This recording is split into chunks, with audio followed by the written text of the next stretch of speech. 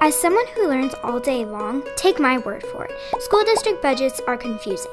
It's a web of complicated formulas and funding sources that become more complex as you learn more about it. But grasping some of the basics of how the Cave Creek Unified School District receives and spends money can go a long way in understanding how your tax dollars work to meet the needs of children like me in the community. Cave Creek receives money from two main sources, the state of Arizona and the federal government. About 95% comes from the state, and about 5% comes from the federal government. Federal money is designated for such things as special education services and to support learning needs of students living in poverty using Title I funds. The thing is, the money can only be used for those programs. The district can't use the federal money for anything else.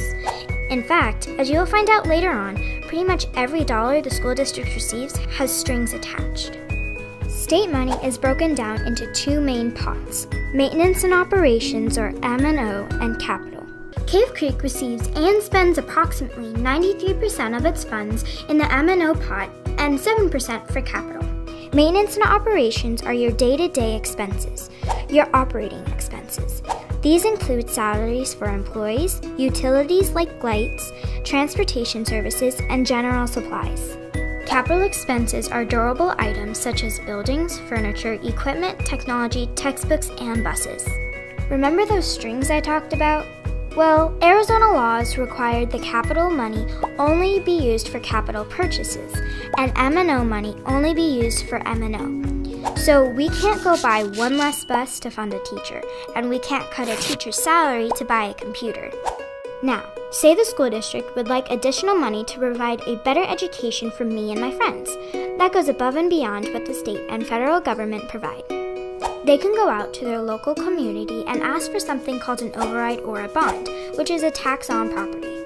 Overrides and bonds are very different things and are not interchangeable. There is no such thing as an override bond or a bond override. A bond is designated for capital money, those buses, school buildings, and technology. A bond can only be used for those capital purposes. The district can call for either a capital override and/or an M&O override. The Cave Creek School District asked voters to fund full-day kindergarten, quality arts and special area programs, and lowered class sizes in 2006 through an M&O override. The community said yes, and that money collected paid directly for those things.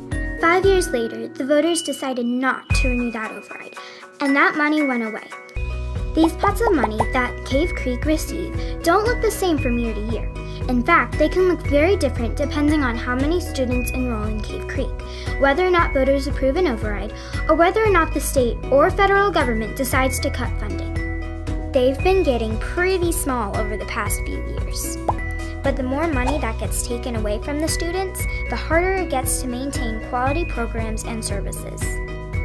So, do you understand the school district budget any better now? If you're like me, the answer is both yes and no, and that's okay.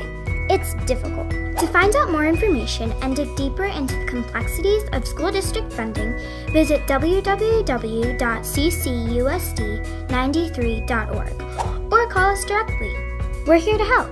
It's your money, and we want you to understand how we use it to best meet the needs of all students.